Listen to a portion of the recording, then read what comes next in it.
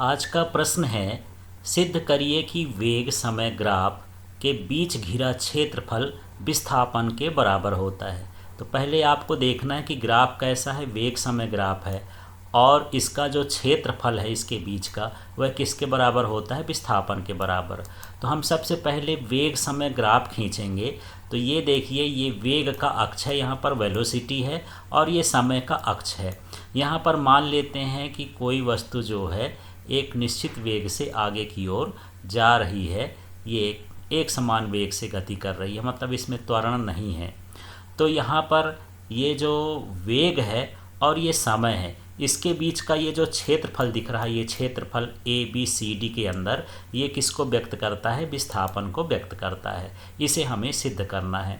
तो चलिए सबसे पहले यहाँ पर इस चित्र के बारे में लिखते हैं। तो यह जो ग्राफ है वह एक समान गति का वीटी ग्राफ है। वीटी का मतलब वेलोसिटी टाइम ग्राफ, वेग समय ग्राफ है। इसमें वेग क्या है, नियत है। नियत वेग के लिए जो वेग का ये ग्राफ होता है वो समय अक्ष के क्या होता है, समांतर होता है। तो यहाँ पर हम दो बिंदु ले लेते हैं। एक बिंदु डी ले लिए तो यहाँ पर लिख दिए डी बिंदु है। दूसरा बिंदु ले लिए सी, तो ये सी बिंदु है। और इनके संगत जो समय अंतराल है, डी बिंदु पर समय अंतराल कितना है, t1 है। और सी बिंदु पर जो समय अंतराल है वो क्या है, t2 है। अब हम यहाँ देखेंगे कि वस्तु का वेग क्या है। तो हम जानते हैं वेग बराबर होता है विस्थापन बटे समय। तो इसको हम लिख सकते हैं delta x upon delta T, या एस बटे टी भी लिख सकते हैं। अब यहाँ पर क्या हुआ, ये डेल्टा टी का हम इधर पक्षांतर कर दिए तो क्या हो जाएगा, वी डेल्टा टी। तो डेल्टा एक्स बराबर हुआ वी डेल्टा टी। अब यहाँ पर हम वी देखते हैं कि वी का मान कितना है। तो अब ग्राफ में देखते हैं वी का मान। तो जो वी है, ये वाली लाइन वी है, तो ये भी लाइन वी है।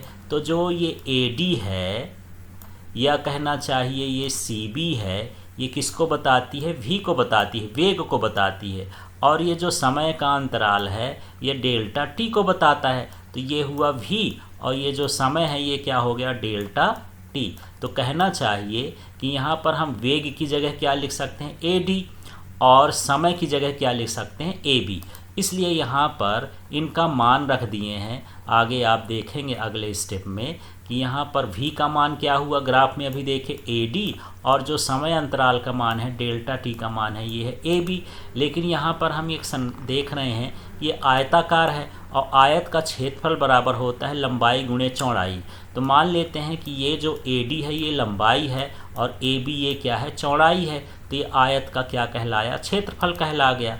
तो यहाँ पर हम लिख देंगे ये कि AD गुणे AB का मतलब हो गया आयत का क्षेत्रफल, और डेल्टा एक्स का मतलब क्या हो गया, विस्थापन। तो इससे सिद्ध होता है कि जो विस्थापन होता है वीटी ग्राफ में, तो वह वीटी ग्राफ के क्षेत्रफल के बराबर होता है। यहाँ आयत बना है तो आयत ले लिए हैं। यहाँ कोई अन्य आकृति भी हो सकती है। तो सीधा सीधा कह सकते हैं कि जो विस्थापन होता है वो वेग समय ग्राफ और समय अक्ष के बीच घिरे क्षेत्रफल के बराबर होता है।